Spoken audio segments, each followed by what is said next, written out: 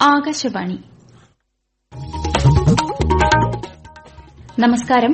പ്രാദേശിക വാർത്തകൾ വായിക്കുന്നത് കൃഷ്ണ പ്രഗതി.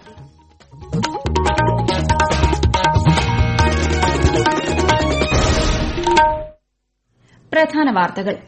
ഓപ്പറേഷൻ സിന്ദൂർ അവസാനിച്ചിട്ടില്ലെന്നും പാകിസ്ഥാനെ നിരന്തര നിരീക്ഷണത്തിന് വിധേയമാക്കിക്കൊണ്ടാണ് നിലവിലെ വെടിനിർത്തലെന്നും രാജ്യരക്ഷാമന്ത്രി രാജ്നാഥ് സിംഗ്. തിരുവനന്തപുരം നഗരത്തിലെ സ്മാർട്ട് റോഡുകളടക്കം സംസ്ഥാനത്ത് നിർമ്മാണം പൂർത്തിയായ 51 റോഡുകളുടെ ഉദ്ഘാടനം മന്ത്രി വി ശിവൻകുട്ടി നിർവഹിച്ചു. തപാൽ വോട്ട് തിരുത്തിയെന്ന വെളിപ്പെടുത്തലിൽ മുൻ മന്ത്രി ജി സുധാകരനെതിരെ പോലീസ് കേസെടുത്തു. ജൂനിയർ അഭിഭാഷകയെ മർദ്ദിച്ച കേസിലെ പ്രതി ബെയ്ലിൻ ദാസിനെ റിമാൻഡ് ചെയ്ത് തിരുവനന്തപുരം മജിസ്ട്രേറ്റ് കോടതി. കേരളത്തിൽ 14 മുതൽ 65 വയസ്സുവരെ പ്രായമുള്ളവർ സമ്പൂർണ്ണ ഡിജിറ്റൽ സാക്ഷരത കൈവരിച്ചതായി സംസ്ഥാന സർക്കാർ. IPL ക്രിക്കറ്റ് മത്സരങ്ങൾ നാളെ മുതൽ പുനരാരംഭിക്കും. വാർത്തകൾ വിശദമായി. ഓപ്പറേഷൻ സിന്ദൂർ അവസാനിച്ചിട്ടില്ലെന്നും ഇപ്പോൾ കണ്ടത് തുടക്കം മാത്രമാണെന്നും രാജ്യരക്ഷാമന്ത്രി രാജ്നാഥ് സിംഗ്. പാകിസ്ഥാനെ നിരന്തര നിരീക്ഷണത്തിന് വിധേയമാക്കിക്കൊണ്ടാണ് നിലവിലെ വെടിനിർത്തലെന്നും ഗുജറാത്തിലെ ഭുജ് വ്യോമതാവളത്തിൽ സൈനികരെ അഭിസംബോധന ചെയ്തുകൊണ്ട് അദ്ദേഹം പറഞ്ഞു. പാകിസ്ഥാന് നൽകുന്ന ധനസഹായം ഭീകര കേന്ദ്രങ്ങളുടെ പുനർനിർമ്മാണത്തിന് ഉപയോഗിക്കുന്നില്ലെന്ന് IMF ഉറപ്പുവരുത്തണം. ഭീകരതയ്ക്കെതിരായ പോരാട്ടം സുരക്ഷ എന്നതിലുപരി രാജ്യത്തിന്റെ പ്രതിരോധ നടപടികളുടെ സുപ്രധാന ഭാഗമായി മാറിയെന്നും രാജ്യരക്ഷാമന്ത്രി വ്യക്തമാക്കി. साथियों, ऑपरेशन सिंदूर ने यह स्पष्ट संदेश दे दिया है कि हमने शांति के लिए जितना अपना दिल खोल कर रखा है, शांति को नष्ट करने वालों के विरुद्ध उतना ही अपना हाथ भी खोल कर रखा है. एक और बात मैं यहां साफ कहना चाहूंगा कि ऑपरेशन सिंदूर अभी खत्म नहीं हुआ है. जो कुछ भी हुआ वह सिर्फ एक ट्रेलर मात्र था. अब जब भी सही समय आएगा तो हम पूरी पिक्चर भी दुनिया को दिखाएंगे. ഓപ്പറേഷൻ സിന്ദൂറിലൂടെ 23 മിനിറ്റ് കൊണ്ടാണ് പാക് ഭീകര കേന്ദ്രങ്ങൾ ഇന്ത്യ തകർത്തത്. ബ്രഹ്മോസ് മിസൈലിന്റെ ശക്തി പാകിസ്ഥാന് അംഗീകരിക്കേണ്ടി വന്നതായും ഇന്ത്യൻ വ്യോമ പ്രതിരോധ സംവിധാനങ്ങളെ പ്രകീർത്തിച്ചുകൊണ്ട് ശ്രീ രാജ്നാഥ് സിംഗ് പറഞ്ഞു. തിരുവനന്തപുരം നഗരത്തിലെ സ്മാർട്ട് റോഡുകൾ ഉൾപ്പെടെ സംസ്ഥാനത്തെ വിവിധ ജില്ലകളിൽ നിർമ്മാണം പൂർത്തിയായ 51 റോഡുകളുടെ ഉദ്ഘാടനം മന്ത്രി വി ശിവൻകുട്ടി നിർവഹിച്ചു. സ്മാർട്ട് റോഡുകൾ വികസനത്തിലൂടെ സമൂഹത്തെ കൂടുതൽ ഊർജ്ജസ്വലമായ ഭാവിയിലേക്ക് നയിക്കുന്ന ജീവിതരേഖകളാണെന്ന് മന്ത്രി പറഞ്ഞു. അടിസ്ഥാന സൌകര്യത്തിലും വികസന സമീപനത്തിലും കേരളത്തിന്റെ പുരോഗമന കാഴ്ചപ്പാടുകൾ വ്യക്തമാണെന്നും അദ്ദേഹം ചൂണ്ടിക്കാട്ടി. സംസ്ഥാന സർക്കാരിന്റെ 4ാം വാർഷിക ആഘോഷ പരിപാടികളുടെ ഭാഗമായാണ് നൂതന നിലവാരത്തിൽ നവീകരിച്ച റോഡുകളുടെ ഉദ്ഘാടനം നടന്നത്. തിരുവനന്തപുരത്തെ 12 സ്മാർട്ട് സിറ്റി റോഡുകൾ ഇതിൽ ഉൾപ്പെടുന്നു. വഴിവിളക്കുകൾ, ടൈലുകൾ പാകിയ നടപ്പാതകൾ, സൈക്കിൾ ട്രാക്ക് തുടങ്ങിയ സൌകര്യങ്ങളോടെയാണ് ഇവയുടെ നിർമ്മാണം പൂർത്തിയാക്കിയത്. വയനാട് പുനരധിവാസത്തിനായി എൽസ്റ്റൺ എസ്റ്റേറ്റ് ഏറ്റെടുത്തതുമായി ബന്ധപ്പെട്ട് തൊഴിലാളികൾക്ക് ലഭിക്കേണ്ട പിരിച്ചുവിടൽ ആനുകൂല്യങ്ങൾ ലഭ്യമാക്കാനുള്ള നിയമ നടപടികൾ വേഗത്തിലാക്കാൻ അഡ്വക്കേറ്റ് ജനറലിന് നിർദ്ദേശം. റവന്യൂ മന്ത്രി കെ രാജൻ, മന്ത്രിമാരായ വി ശിവൻകുട്ടി, OR കേളു എന്നിവരുടെ യോഗത്തിലാണ് തീരുമാനം. തൊഴിലാളികൾക്ക് ലഭിക്കേണ്ട ആനുകൂല്യം സർക്കാർ അടച്ച തുകയിൽ നിന്ന് ലഭ്യമാക്കുന്നത് സംബന്ധിച്ച സത്യവാങ്മൂലം കോടതിയുടെ ശ്രദ്ധയിൽ കൊണ്ടുവരാനാണ് എജിക്ക് നിർദ്ദേശം നൽകിയത്. 6 കോടിയോളം രൂപയാണ് പല ഇനങ്ങളിലായി തൊഴിലാളികൾക്ക് ലഭിക്കാനുള്ളത്. കേരളത്തിൽ 14 മുതൽ 65 വയസ്സുവരെ പ്രായമുള്ളവർ സമ്പൂർണ്ണ ഡിജിറ്റൽ സാക്ഷരത കൈവരിച്ചതായി സംസ്ഥാന സർക്കാർ.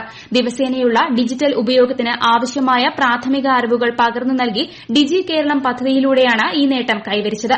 ഈ നേട്ടം സ്വന്തമാക്കുന്ന രാജ്യത്തെ ആദ്യ സംസ്ഥാനമാകും കേരളം.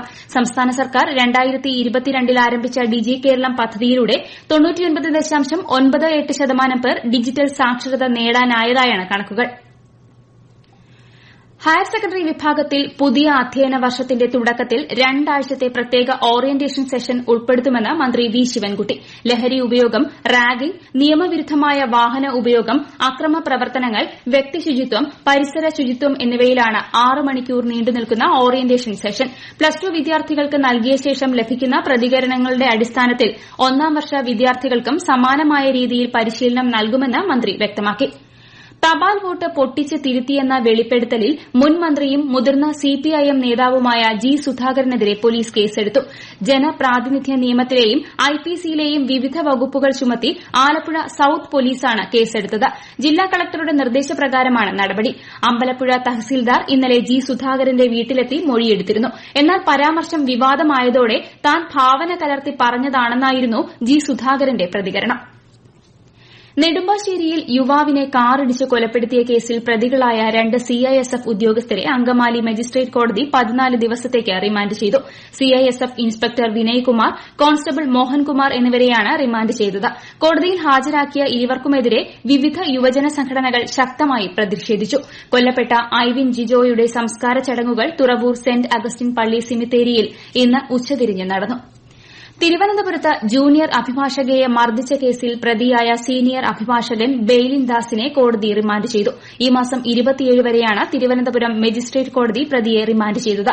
ജാമ്യം നൽകരുതെന്ന പ്രോസിക്യൂഷൻ വാദം കോടതി അംഗീകരിക്കുകയായിരുന്നു. ബെയ്ലിൻ ദാസിന്റെ ജാമ്യഹർജി കോടതി നാളെ പരിഗണിക്കും. ഈ വാർത്തകൾ ആകാശവാണിയിൽ നിന്ന്. ആകാശവാണി വാർത്തകളും വാർത്താധിഷ്ഠിത പരിപാടികളും all India radio news Thiruvananthapuram YouTube ചാനലിലും all India radio news Thiruvananthapuram Facebook പേജിലും AR News_ തിരുവനന്തപുരം ഇൻസ്റ്റഗ്രാം അക്കൌണ്ടിലും AR News_TVM X ഹാൻഡിലും ലഭ്യമാണ്. തിരുവനന്തപുരം ഡിവിഷനിലെ റെയിൽവേ വികസന വിഷയങ്ങൾ ചർച്ച ചെയ്യാൻ ഇന്ന് എംപിമാരുടെ യോഗം ചേർന്നു. കേന്ദ്ര സഹമന്ത്രി സുരേഷ് ഗോപിയും ശശി തരൂർ, ജോൺ ബ്രിട്ടാസ്, KC വേണുഗോപാൽ, അടൂർ പ്രകാശ് ഉൾപ്പെടെയുള്ള എംപിമാരും യോഗത്തിൽ പങ്കെടുത്തു. വിവിധ മണ്ഡലങ്ങളിലെ നിർമ്മാണ പ്രവൃത്തികൾ യോഗത്തിൽ വിലയിരുത്തി. ഓപ്പറേഷൻ സിന്ദൂറിന്റെ വിജയത്തിൽ ഇന്ത്യൻ സേനയ്ക്ക് അഭിവാദ്യമർപ്പിച്ച് കണ്ണൂരിൽ ഇന്ന് ത്രിവർണ്ണ സ്വാഭിമാന യാത്ര നടന്നു. വിമുക്ത സൈനികരുടെ സംഘടനകളുടെ നേതൃത്വത്തിലാണ് പരിപാടി സംഘടിപ്പിച്ചത്. വിശദാംശങ്ങളുമായി ആകാശവാണി കണ്ണൂർ ജില്ലാ പ്രതിനിധി KO ശശിധരൻ. വൈകിട്ട് കണ്ണൂർ പ്രഭാ ജംഗ്ഷനിലെ വിളക്കുംതറയിൽ നിന്ന് ആരംഭിച്ച ത്രിവർണ്ണ സ്വാഭിമാന യാത്ര കണ്ണൂർ ഹെഡ് പോസ്റ്റ് ഓഫീസിന് സമീപത്തുള്ള യുദ്ധസ്മാരകത്തിൽ സമാപിച്ചു. വിവിധ സേനാ വിഭാഗങ്ങളിലെ പൂർവ്വ സൈനികർ ദേശീയ പതാകയേന്തി യാത്രയിൽ അണിനിരന്നു. തുടർന്ന് യുദ്ധസ്മാരകത്തിൽ പുഷ്പചക്രം അർപ്പിച്ചു. തുടർന്ന് നടന്ന ചടങ്ങിൽ എക്സ് സർവീസ് കോർഡിനേഷൻ കമ്മിറ്റി ദേശീയ വൈസ് ചെയർമാൻ വിജയൻ പാറാലി അധ്യക്ഷനായി. ശൌര്യചക്ര PV മനേഷ്, BJP ദേശീയ സമിതി അംഗങ്ങളായ CK പത്മനാഭൻ, C രഘുനാഥ് തുടങ്ങിയവരും വിവിധ സേനാ വിഭാഗങ്ങളെ പ്രതിനിധീകരിച്ചിട്ടുള്ളവരും സംസാരിച്ചു. കൊച്ചി നഗരത്തിൽ നടന്ന ത്രിവർണ്ണ സ്വാഭിമാന യാത്ര ചലച്ചിത്ര സംവിധായകനും BJP നേതാവുമായ മേജർ രവി ഉദ്ഘാടനം ചെയ്തു. പഹൽഗാം ഭീകരാക്രമണത്തിൽ കൊല്ലപ്പെട്ട ഇടപ്പള്ളി സ്വദേശി N രാമചന്ദ്രന്റെ ഭാര്യ ഷീല രാമചന്ദ്രൻ ഉൾപ്പെടെ നിരവധി പേർ സ്വാഭിമാന യാത്രയുടെ ഭാഗമായി. പാലക്കാട് കോട്ട മൈതാനം മുതൽ സ്റ്റേഡിയം ബസ് സ്റ്റാൻഡ് വരെ ഇന്ന് നടന്ന ത്രിവർണ്ണ സ്വാഭിമാന യാത്രയിലും നിരവധി പേർ പങ്കാളികളായി. കോഴിക്കോട് മാനാഞ്ചിറ മുതൽ പുതിയ ബസ് സ്റ്റാൻഡ് വരെ നടന്ന സ്വാഭിമാന യാത്രയിലും വലിയ തോതിൽ ജനപങ്കാളിത്തമുണ്ടായി. സംസ്ഥാന സർക്കാരിന്റെ 4ാം വാർഷികത്തിന്റെ ഭാഗമായി സംഘടിപ്പിക്കുന്ന എന്റെ കേരളം പ്രദർശന വിപണന മേളയ്ക്ക് തിരുവനന്തപുരം കനകക്കുന്നിൽ നാളെ തുടക്കമാകും. 75,000 ചതുരശ്ര അടിയിൽ പടുകൂറ്റൻ പവലിയനാണ് ഇതിനായി ഒരുങ്ങുന്നത്. രാവിലെ 10 മുതൽ രാത്രി 9 വരെയാണ് പ്രദർശന സമയം. ഈ മാസം 23 വരെയാണ് പ്രദർശന വിപണന മേള ഒരുക്കിയിരിക്കുന്നത്. പരിപാടിയുടെ ഭാഗമായി തിരുവനന്തപുരം നഗരത്തിൽ നാളെ മുതൽ ഗതാഗത നിയന്ത്രണം ഏർപ്പെടുത്തിയിട്ടുണ്ട്. മലപ്പുറം കാളികാവിൽ ടാപ്പിംഗ് തൊഴിലാളിയെ കൊലപ്പെടുത്തിയ കടുവയെ പിടികൂടാൻ ശ്രമം ഊർജിതമായി തുടരുന്നു. വനം വകുപ്പ് chief veterinary surgeon doctor Arun സക്രിയയുടെ നേതൃത്വത്തിൽ പ്രത്യേക സംഘവും RRT സംഘവും സംയുക്തമായാണ് ദൌത്യം നടപ്പിലാക്കുന്നത്. ക്യാമറകൾ, തെർമൽ സ്കാനറുകൾ എന്നിവയ്ക്ക് പുറമെ കുങ്കിയാനകളെ കൂടി പ്രയോജനപ്പെടുത്തിയാണ് തിരച്ചിൽ. കോളറ ലക്ഷണങ്ങളുമായി തിരുവല്ല സ്വകാര്യ മെഡിക്കൽ കോളേജിൽ ചികിത്സയിലായിരുന്ന ആലപ്പുഴ തലവടി സ്വദേശി മരിച്ചു.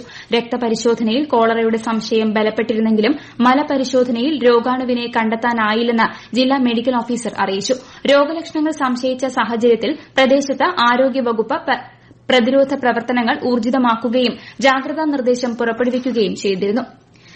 ഇന്ത്യ പാക് സംഘർഷത്തെ തുടർന്ന് നിർത്തിവച്ചിരുന്ന IPL ക്രിക്കറ്റ് മത്സരം നാളെ മുതൽ പുനരാരംഭിക്കും. ബംഗളൂരു ചിന്നസ്വാമി സ്റ്റേഡിയത്തിൽ രാത്രി 7:30 നടക്കുന്ന മത്സരത്തിൽ royal Challengers Bengaluru Kolkata night റൈഡേഴ്സിനെ നേരിടും. മുതലപ്പുഴയിൽ ഡ്രഡ്ജിംഗ് മുടങ്ങിയതിൽ നാട്ടുകാരുടെ പ്രതിഷേധം. ഡ്രഡ്ജിംഗ് നടക്കുന്നില്ലെന്നാരോപിച്ച് സംഘടിച്ചെത്തിയ നാട്ടുകാർ ഹാർബർ എക്സിക്യൂട്ടീവ് എഞ്ചിനീയറുടെ ഓഫീസിലേക്ക് തള്ളിക്കയറാൻ ശ്രമിച്ചു. തുടർന്ന് പോലീസും നാട്ടുകാരും തമ്മിലുണ്ടായ സംഘർഷത്തിനിടയിൽ ഹാർബർ എഞ്ചിനീയറിംഗ് ഓഫീസിന്റെ ജനാല അടിച്ചു തകർത്തയാളെ പോലീസ് അറസ്റ്റ് ചെയ്തു. പ്രധാന വാർത്തകൾ വീണ്ടും. ഓപ്പറേഷൻ സിന്ദൂർ അവസാനിച്ചിട്ടില്ലെന്നും പാകിസ്ഥാനെ നിരന്തര നിരീക്ഷണത്തിന് വിധേയമാക്കിക്കൊണ്ടാണ് നിലവിലെ വെടിനിർത്തലെന്നും രാജ്യരക്ഷാമന്ത്രി രാജ്നാഥ് സിംഗ്. തിരുവനന്തപുരം നഗരത്തിലെ സ്മാർട്ട് റോഡുകളടക്കം സംസ്ഥാനത്ത് നിർമ്മാണം പൂർത്തിയായ 51 റോഡുകളുടെ ഉദ്ഘാടനം മന്ത്രി വി ശിവൻകുട്ടി നിർവഹിച്ചു. തപാൽ വോട്ട് തിരുത്തിയെന്ന വെളിപ്പെടുത്തലിൽ മുൻ മന്ത്രി G സുധാകരനെതിരെ പോലീസ് കേസെടുത്തു.